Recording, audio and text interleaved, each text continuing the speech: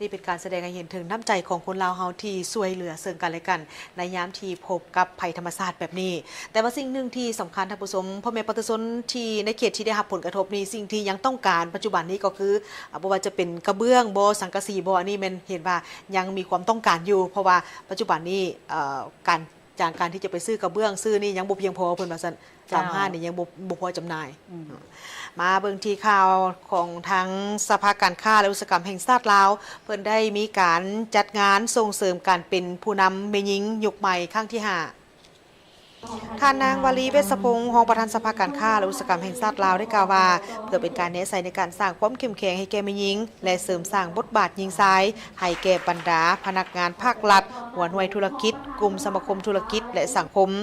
ดังนั้นจุดประสงค์ของงานในครั้งนี้ก็เป็นเพื่อเป็นการเฉลิมฉลองวันแม่หญิงสากลครบรอบ116 ปีทางเป็นการเพิ่มทวีความสามัคคีสร้างสายสัมพันธ์ระหว่างหน่วยแม่หญิงของทางสภาการค้าและอุตสาหกรรมแห่งชาติลาวกับหน่วยแม่หญิงบรรดาองค์การอ้อมข้างทางภาครัฐภาคธุรกิจและคู่ร่วมมือพัฒนาได้มีบทบาทในเวทีของการสนทนาและในการยกระดับทางด้านวิชาการในหลากหลายหัวข้อที่เป็นประโยชน์ให้แก่สังคมพร้อมทั้งเป็นการเผยแพร่และเสริมสร้างความรู้ความสามารถให้แก่บรรดาผู้ประกอบการหญิงยุคใหม่ในการนำมาแลกเปลี่ยนบทเรียนในเวทีสนทนาให้มีความรู้